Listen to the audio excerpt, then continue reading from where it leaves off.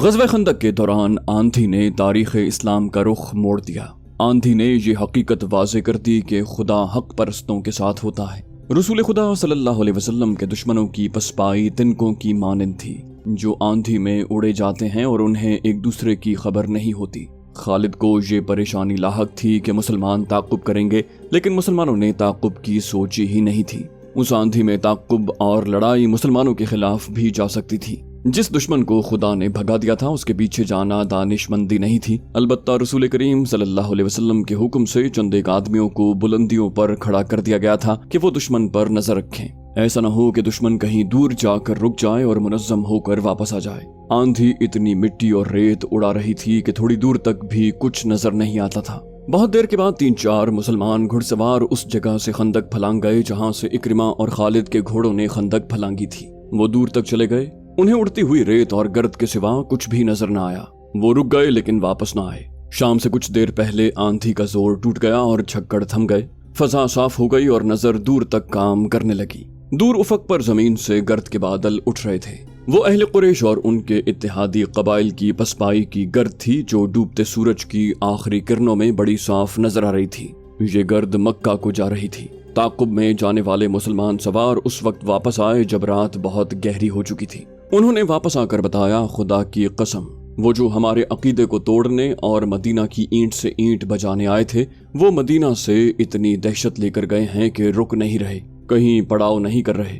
क्या रातों को मुसाफिर पड़ाव नहीं किया करते? क्या लश्कर रातों को भी चलते रहते हैं? वही चलते रहते हैं जो मंजिल तक बहुत जल्दी पहुंचना चाहते हैं। अहदीस और मौर्रिखों की तहरीरों के मुताबिक रसूल करीम सल्लल्लाहु अलैहि वसल्लम को जब यकीन हो गया कि दुश्मन घबराहट के आलम में भागा है और ऐसा इम्कान खत्म हो चुका है कि वो मुनज़्ज़म होकर वापस आएगा, तब आप अलैहिस्सलाम ने कमर से तलवार खोली, खंजर उतार कर रख दिया और अल्लाह का शुक्र अदा करके गुस्ल किया। उस रात की कोख से जिस सुबह ने जन्म लिया वो मदीना वालों के लिए फतह व नुसरत और मुसर्रत और शादमानी की सुबह थी। हर तरफ अल्लाह अकबर और खुशियों के नारे थे।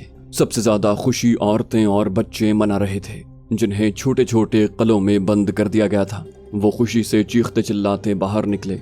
मदीने की गलियों में मुसलमान बहुत मसरूर फिर रहे थे। फतह के इस जश्न में बनु कुरैज़ा के यहूदी भी शामिल थे।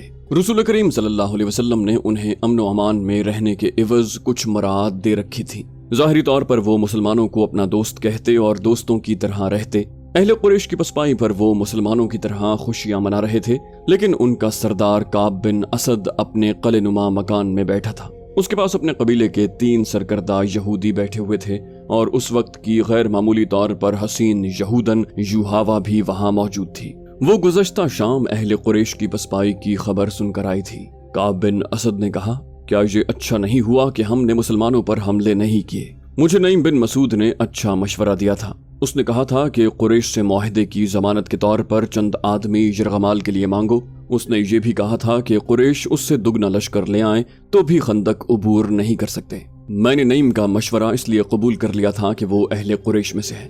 एक यहूदी ने कहा, वो अहले कुरैश में से नहीं, वो मोहम्मद के पैरोकारों में से है। काब बिन असद ने कहा, खुदाए यहूदा की कसम, तुम्हारी बात सच नहीं हो सकती। वो अहले कुरैश के साथ आया था। उसी यहूदी ने कहा, मगर उनके साथ गया नहीं।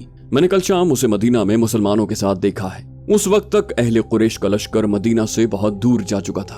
काब ने कहा, फिर तुम्हें किसने बताया कि वो मोहम्मद के पैरोकारों में से है? मैं ऐसी बात को क्यों सच मानूं जो तुमने किसी से पूछी नहीं? यहूदी ने कहा, मैंने अपने एक मुसलमान दोस्त से पूछा था। मैंने नईम को देखकर कहा था कि क्या मुसलमान अब कुरैश के जंगी कैदियों को खुला रखते हैं? मेरे दोस्त ने जवाब दिया था कि नईम कभी का इस्लाम कबूल कर चुका है, उसे मदीने में आने का मौका अब मिला है। काब बिन असद ने कहा, फिर उसने हमें मुसलमानों से नहीं बल्कि मुसलमानों को हमसे बचाया है। उसने जो कुछ भी किया है हमारे लिए अच्छा साबित हुआ। अगर हम कुरैश की बात मान लेते तो, एक और यहूदी ने कहा, तो मुसलमान हमारे दुश्मन हो जाते। तुम यही कहना चाहते हो ना काब? मुसलमान फिर भी हमारे दुश्मन हैं। हमें मोहम्मद के नए मजहब को यहीं पर खत्म करना है, वरना मोहम्मद हमें खत्म करवा देगा। तीसरे यहूदी ने, जो बूढ़ा था, कहा, क्या तुम नहीं देख रहे कि ये मजहब जिसे ये लोग इस्लाम कहते हैं कितनी तेजी से मकबूल होता जा रहा है? हमें इसके आगे बंद बांधना है, इसे रोकना है। काब बिन असद ने पूछा, लेकिन कैसे? उस बूढ़े यहूदी ने कहा, कत्ल, मोहम्मद का कत्ल। काब बिन असद ने कहा, ऐसी जुर्रत कौन करेगा? तुम कहोगे कि वो एक यहूदी होगा। अगर वो मोहम्मद के कत्ल में नाकाम हो गया तो बनु कैनका और बनु नुज़ैर का अंजाम देख लो। मुसलमानों ने उन्हें जिस तरह कत्ल किया है और उनमें से जिंदा बच रहने वाले जिस तरह दूर दराज के मुल्कों को भाग गए हैं, वो मत भूलो। उस बूढ़े यहूदी ने कहा, खुदाए यहूदा की कसम, मेरी अकल तुमसे ज्यादा काम नहीं करती तो तुमसे कम भी नहीं। तुमने जो आज सोचा है वो मैं और लैस बिन मोशान बहुत पहले सोच चुके हैं। कोई यहूदी मोहम्मद को कत्ल करने नहीं जाएगा। काब ने पूछा, फिर वो कौन होगा? बूढ़े यहूदी ने जवाब दिया, वो कबीला कुरैश का एक आदमी है। लैस बिन मोशान ने उसे तैयार कर लिया है। मेरा ख्याल है कि अब वक्त आ गया है कि ये काम कर दिया जाए। अगर तुम लोग भूल नहीं गए कि मैं बनु कुरैज़ा का सरदार हूँ तो मैं इस काम की इजाजत कैसे दे सकता हूँ जो मुझे मालूम ही ना हो कि कैसे किया जाएगा। काब बिन असद ने कहा, और मुझे कौन बताएगा कि उस आदमी को इतने खतरनाक काम के लिए कैसे तैयार किया गया है? क्या उसे अबू सुफियान ने तैयार किया है? खालिद बिन वलीद ने तैयार किया है? बूढ़े यहूदी ने कहा, सुनो काब। फिर यहूदी हसीना युहावा की तरफ देखा, बोला, मैं ये बात लैस बिन मोशान की मौजूदगी में सुनाऊं तो क्या अच्छा ना होगा? युहावा ने कहा, इस बात में उस बुजुर्ग का अमल दखल ज्यादा है। काब बिन असद ने कहा, हम उस बूढ़े जादूगर को कहाँ से बुलाएं? हम तुम पर एतबार करते हैं। बूढ़े यहूदी ने कहा, वो यही है, हम उसे साथ लाए हैं और हम उसे भी साथ लाए हैं जो मोहम्मद को कत्ल करेगा। अब हम इंतजार नहीं कर सकते। हम सबको उम्मीद थी कि कुरैश, गतफान और उनके दूसरे कबाइल इस्लाम का नामो निशान मिटा देंगे, मगर हर मैदान में उन्होंने शिकस्त ही खाई है। हमने उन्हें मदीना पर हमले के लिए उकसाया था, वो यहाँ से भी भाग निकले। खुदाए यहूदा की कसम, काब, तुमने मुसलमानों पर अकब से हमला न करके बहुत बुरा किया। काब बिन असद ने कहा, मैं इसकी वजह बता चुका हूँ। बूढ़े यहूदी ने कहा, वजह सही थी या गलत, वक्त हाथ से निकल गया है। अब हम कुरैश की फतह का इंतजार नहीं कर सकते।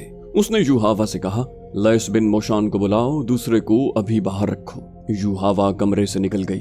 वापस आई तो उसके साथ लैस बिन मोशान था।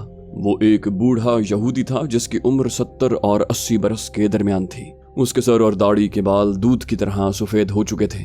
दाढ़ी बहुत लंबी थी। उसके चेहरे का रंग सुर्ख सफेद था। उसने ऊंट के रंग की कबा पहनी हुई थी। उसके हाथ में लंबा असा था जो ऊपर से सांप के फन की तरह तराशा हुआ था।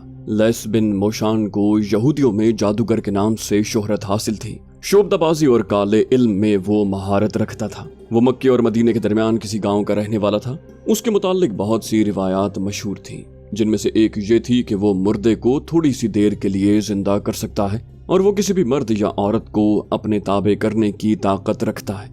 यहूदी उसे अपना पीरो मुर्शिद समझते थे। वो जहां दीदा और आलिम फाजिल शख्स था। वो कमरे में दाखिल हुआ तो सब उसकी ताजीम को उठे और जब वो बैठ गया तो सब बैठे।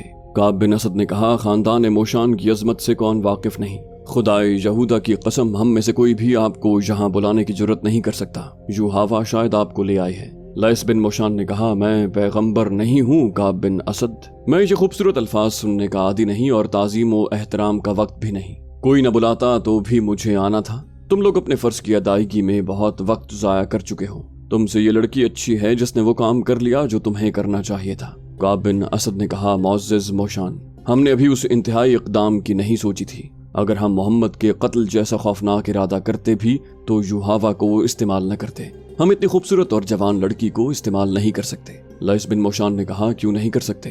क्या तुम फरामोश कर बैठे हो कि सारी दुनिया पर खुदाए यहूदा की हाकिमियत होगी? दाऊद के सितारे की कसम, बनी नौ इंसान पर बनी इसराइल की हाकिमियत कायम करने के लिए हम सबको कुर्बानियां देनी पड़ेंगी। हमें इंसान की फितरी कमजोरियों को अपने हाथ में लेना है। क्या तुम नहीं जानते कि मर्द क्या चाहता है? आला नस्ल के 20 घोड़े और 20 गुलाम युहावा के साथ खड़े कर दो।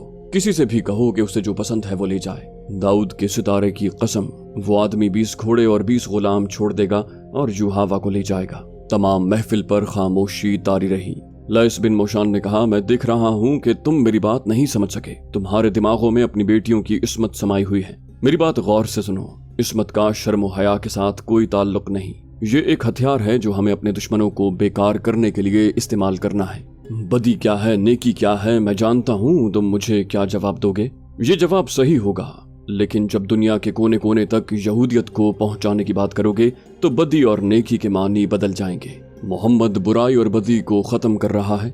हमें बुराई और बदी पैदा करनी है, मगर हम खुद बुरे और बदकार नहीं होंगे। अगर तुम रूए ज़मीन पर फैली हुई नस्ल इंसानी को अपनी गुलामी के जहन्नम में डालना चाहते हो तो गैर यहूदियों को जन्नत दिखाओ, उन्हें जन्नत की हूरें दिखाओ, उन्हें मीठी शराब पिलाओ। ये लोग बदमस्त हैवान हैं, उनमें और ज्यादा हैवानियत पैदा करो। ये मत सोचो कि अच्छा क्या है और बुरा क्या है, ये देखो कि यहूदियत की हाकिमियत के लिए क्या अच्छा है, खा वो बुरा ही हो। फिर उसने यूहावा की तरफ देखा और कहा, इन्हें बताओ यूहावा, इन्हें समझाओ। यूहावा के होंठों पर मुस्कुराहट आ गई और उसने एक कहानी सुना दी। वो बोली, ये कहानी चंद माह पहले मक्का से शुरू हुई थी। यूहावा ने शर्मो हिजाब के बगैर सबको सुनाया कि वो कुरैश के 3 नामवर सालारों खालिद, इक्रिमा और सफवान को अपने हुस्न जवानी के तिलिस्म में अलग अलग गिरफ्तार करना चाहती थी। उसने उन्हें आपस में टकराने की सोची थी, लेकिन उनमें कोई भी उसके हाथ न आया। उसने ये भी सोचा था कि वो तीनों के दिलों में अपने सरदार अबू सुफियान की नफरत पैदा कर देगी। यूहावा ने कहा, लेकिन खालिद पत्थर साबित हुआ। उसने मुझे धुतकारा नहीं, लेकिन वो दिलचस्पी भी जाहिर न की जिसकी मुझे तवक्को थी। मेरा ख्याल है इक्रिमा और सफवान पर खालिद का ही असर है। ये तीनों जंगो जदल के दिलदादा हैं, इसके सिवा कुछ सोचते ही नहीं। यूहावा मायूस न हुई, उसने अपनी कोशिशें जारी रखी। खालिद से उसने तवज्जो जल्द ही हटा ली, क्योंकि उसके दिमाग में यही एक सौदा समाया था कि मुसलमानों को मैदान में शिकस्त देनी है और रसूल अकरम सल्लल्लाहु अलैहि वसल्लम को मैदान जंग में या जंगी कैदी बनाकर कत्ल करना है। एक रोज यूहावा मक्के से 4 मील दूर एक गांव में गई और दिन के पिछले पहर वहां से वापस चली। उसके साथ 2 लड़कियां और 3 आदमी थे। वो सब यहूदी थे और 2 घोड़ों वाली गाड़ी पर सवार थे। अभी आधा रास्ता भी तय नहीं हुआ था कि सहराई आंधी आ गई जो रेत के टीलों को उड़ा ले जाती है। एक तो उसकी रफ्तार इतनी तेज होती है कि तनोमंद आदमी भी पांव जमाकर खड़ा नहीं रह सकता। अगर जिस्म का कोई हिस्सा नंगा रह जाए तो रेत इतनी जोर से टकराती है कि खाल उतरती महसूस होती है। ऊंट घोड़े बेकाबू होकर भाग उठते हैं। अचानक रेत की एक दीवार जो जमीन से आसमान तक पहुंची हुई थी बड़ी तेजी से आई और उन यहूदियों की घोड़ा गाड़ी को उस दीवार ने निगल लिया। फजा लाल हो गई। रेत के थपेड़े इतनी जोर से पड़ने लगे जैसे बहरी तूफान में मौजें उठ उठ कर कश्ती में पड़ती हैं और कश्ती को पटकती हैं। टीले जड़ों से उखड़ने लगे। सहराई आंधी में रुककर खड़े हो जाना बहुत ही खतरनाक होता है। रेत इस तरह जिस्म से टकरा कर वहीं इकट्ठी होने लगती है जैसे कोई बेलचे से रेत फेंक रहा हो। कुछ देर के बाद वहां रेत की ऊंची ढेरी बन जाती है और उसमें एक इंसान दफन होता है, मगर वो जिंदा रह नहीं सकता। यूहावा ने सुनाया, बोली, आंधी हमारे पहलू की तरफ से आई थी। घोड़े रेत से लदे हुए छक्कड़ बर्दाश्त न कर सके और बेलगाम हो गए। उन्होंने अपना रुख आंधी के रुख के मुताबिक कर लिया और सरपट दौड़ पड़े। आगे छोटे बड़े गड्ढे आ गए। घोड़ा गाड़ी बड़ी जोर से उछलती डोलती और बेलगाम घोड़ों के रहमो करम पर उड़ी जा रही थी। गाड़ी के अंदर इस कदर रेत आ रही थी कि अपना आप भी नजर नहीं आता था। एक जगह गाड़ी के एक तरफ के पहिए गड्ढे में चले गए या दूसरी तरफ के पहिए ऊंची जगह चढ़ गए। गाड़ी एक तरफ से इतनी ऊपर उठ गई कि उसका पहलू के बल गिरना यकीनी था, लेकिन गाड़ी न गिरी। उसे इतना सख्त झटका लगा कि मैं जो उस तरफ बैठी थी लुढ़क कर बाहर जा गिरी। गाड़ी आगे निकल गई और मैं कलाबाजियां खाती गई।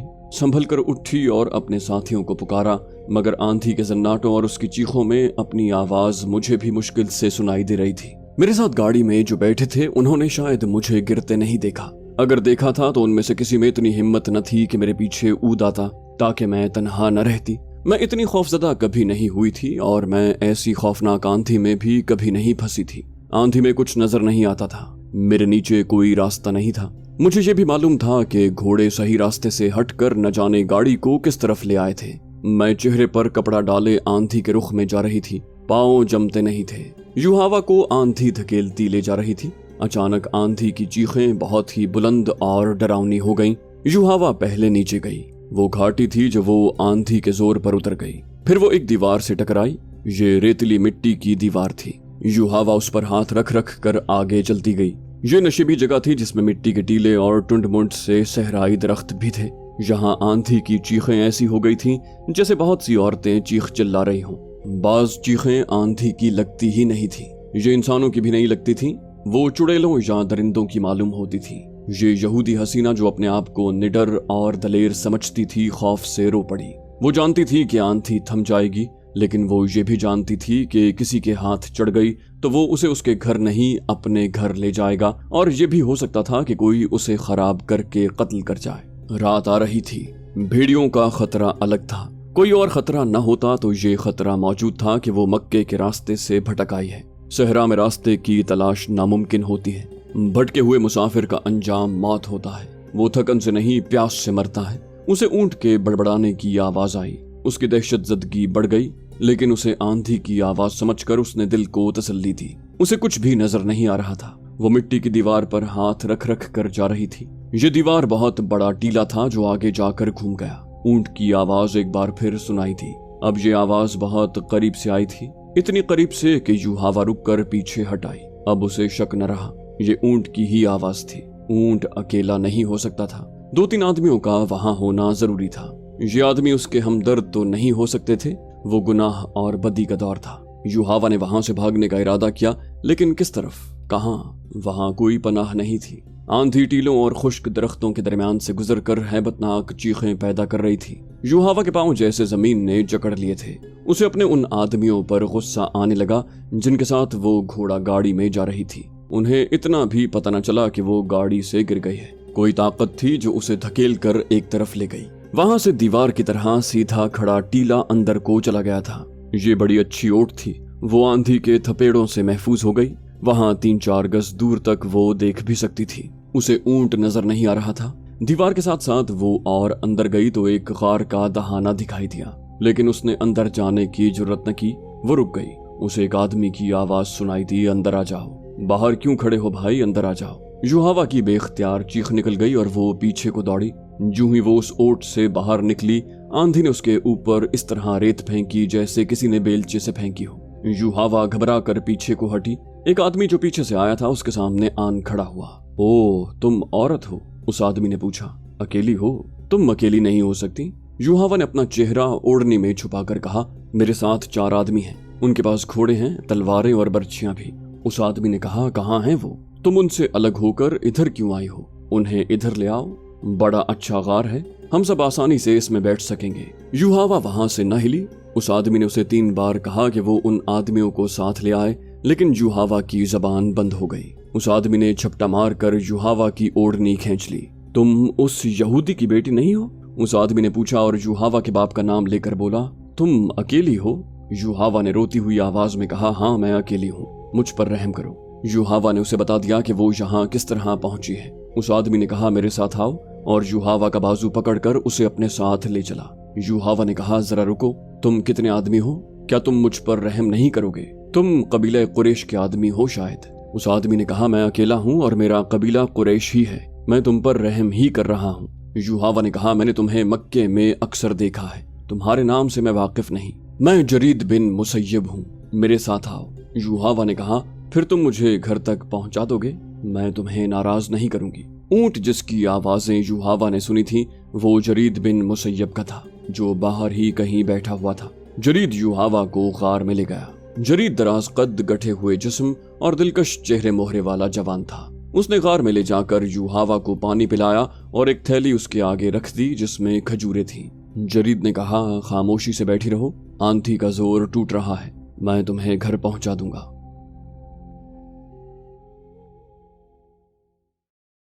तो दोस्तों, ये थी हमारी आज की एपिसोड। उम्मीद करते हैं आपको हमारी एपिसोड पसंद आई होगी। जाने से पहले इस वीडियो को लाइक, शेयर और कमेंट करना मत भूलिए। और अगर आप हमारे चैनल पर नए हैं तो इसे सब्सक्राइब कीजिए और बेल आइकन पर क्लिक कीजिए ताकि आपको तमाम वीडियोस फौरन मिलती रहें। अगली वीडियो तक के लिए अपना ख्याल रखिए। अल्लाह हाफिज़।